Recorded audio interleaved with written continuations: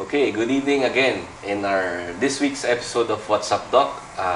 As I mentioned or as mentioned by Dr. Henson a while ago, nandito po tayo sa napakagandang hospital ho ng Dr. Armando Garcia Medical Center. So our thrust actually in our program is to tell patients na huwag na kayo pumuntang Maynila, no? Nandito na po lahat sa Angeles. And then we're here in Garcia Medical Center to discuss to you what they could offer. No? Dahil may mga bago po silang mga kagamitan ngayon dito na available na, ongoing, dito sa hospital nila. Ang tatalakayin po natin is three new equipments. No? Una, they have this mammography. They say it's a painless mammography. No? Yan ho ang bago ngayon. Next ay ang tinatawag nating ERCP or it's a procedure para sa mga stones sa biliary tract, no? And then ang next ay ang tinatawag po nating holmium laser lithotripsy. Okay, so yun ang mga bagong ino-offer ho ng Armando Garcia Medical Center. So mag-uumpisa po tayo sa first topic natin ngayon, no? Ang unang gamit na i-offer nila, no? Ang ipe-present po natin. Ang guest po natin ngayon na magdi-discuss ng bago po nating equipment ay isa pong kaibigan na natin dito sa WhatsApp Doc, no? Siya po ay isang graduate ng FEU Medical Center or FEU School of Medicine. I won't mention the year. Siya po ay presently the Chief of Clinics dito sa Armando Garcia Medical Center and also a member of the Department of Surgery. May we welcome Dr. Vittorio Pantig. Okay, magandang gabi po sa lahat po ng mga listeners, especially dito sa mga employees po ng or medical staff po ng A. Garcia Medical Center. Good evening po sa inyo lahat. Okay, sige. So, Dr. Pantig, no? Diretso na po tayo, no? Okay. Ano po itong sinasabi nila mammography muna, no? Ano bang indication itong mammography to? Okay. One of the newest po na medical equipment na nandito na po sa A. Garcia Medical Center, ito po tinatawag nating mammogram, no? Isa po itong X-ray, actually isang X-ray siya sa mga mayroong breast problem o breast diseases. Especially yung mga tinatawag nilang may bukod, no?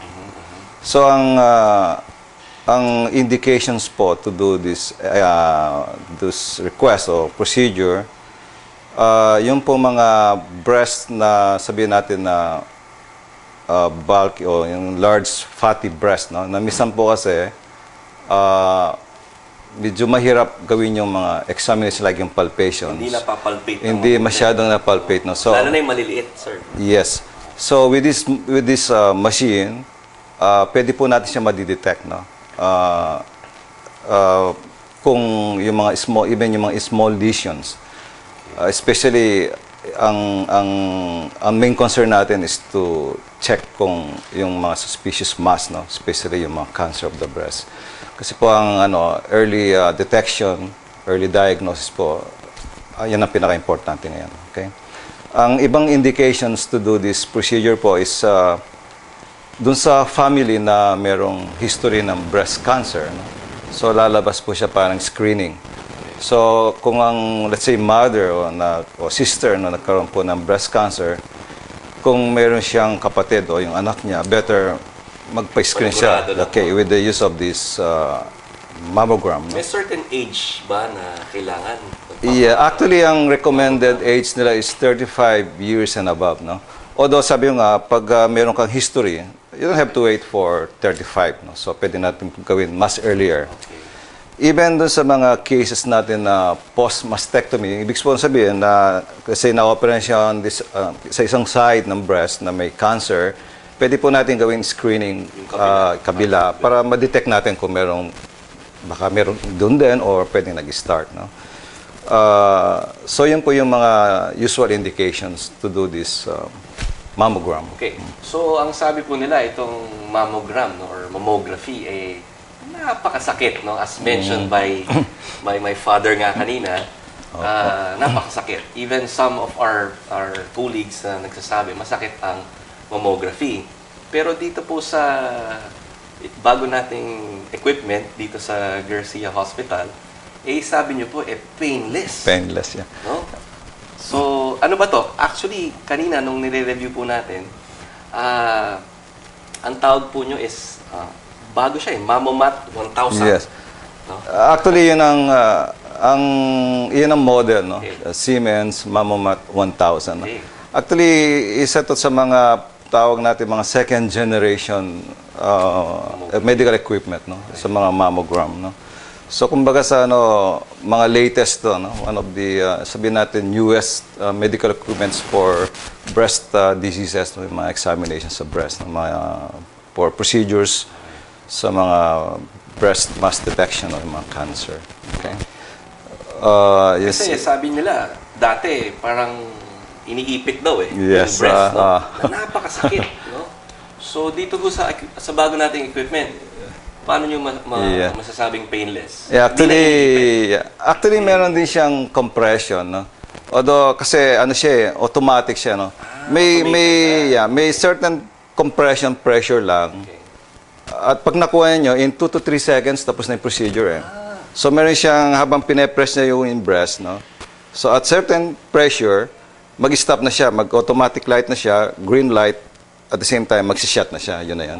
Okay, So, yes, siya. ang 2 to 3 seconds, tapos na po yung procedure. Okay, so 2 to 3 seconds lang pala, tapos na. Okay, no? so, kaya, yung iba kasi yung the old way, no, iniipit siya, talagang pine-press siya, no? Kaya, To the point na napakasakit. masakit. Totoo yan. Actually, meron akong isang case lately, na mammogram nga sa States, so, yung na-opera na siya, tapos pinirequest namin dito, tuwan-tuwa siya, ba't hindi masakit yung ginawa sa akin procedure? Not like before, sabi, hirap na hirap. Ang sakit, sabi niya. Hindi, kasi po, bago na po kasi yung technology ngayon, mga machines. Yeah. Well, I think sa mga patients natin ngayon, yun ang isang natin, no? Kasi yung iba, kaya ayaw nilang mag-undergo ng mga screening procedures like this mammogram. Una-una kasi narinig, napakasakit, no? Actually, isa lang po yun sa mga features ng itong machine na to. Ang isa pa kasing pwede natin talaga sabihin na mga main features nito, yung image po niya, napakaganda niya. No? Actually, after tayo dun sa image, no? Talaga pong detailed na ang image niya, napakaganda po siya. Especially among surgeons. No? Ang gusto kasi among surgeons, talaga makikita po talaga yung characteristic po ng lesion. No? Lalo na kung may mga tinatawag natin yung mga calcifications. Ito po kasi yung mga indications, so sabihin natin mga signs na nakikita natin sa mga breast cancer. So ito po kasi It could lead to. yes, kasi dahil po maganda yung imaging niya, yung image niya, no, quality image talaga. So nakikita talaga natin kung may mga tinatawag nating calcifications.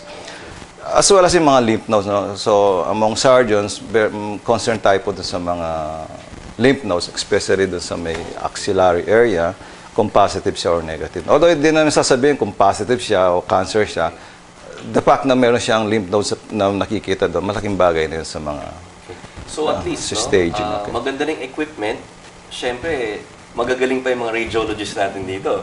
Yes. So, kahit na magandang equipment, kung di naman magaling radiologist, wala rin po. No? So, nagko-complement siya. No? Nagko-complement siya. Magkano naman po itong tinatawag na mammography? Yeah. Actually ang cost niya very affordable siya. Eh. Ang cost ngayon nga 1,500. Dalawang breast na po 'yun eh. Okay. Kasi lumalabas na 750, no? With those features no But yung usually you always request dalawa. Usually. Kasi screening siya eh. Hindi pwede. Unless na natanggal na isa, of course daw. So, pero kunyari, nandyan pa yung dalawa. As much as possible, dalawa. Okay. So, very good, no? So, yan po ang tinatawag nilang painless mammography na available na. Available po sa atin. Available na. Wow. Okay. Thank you very much, Dr. Pantig, no? For enlightening us in our new equipment here in Amando Garcia.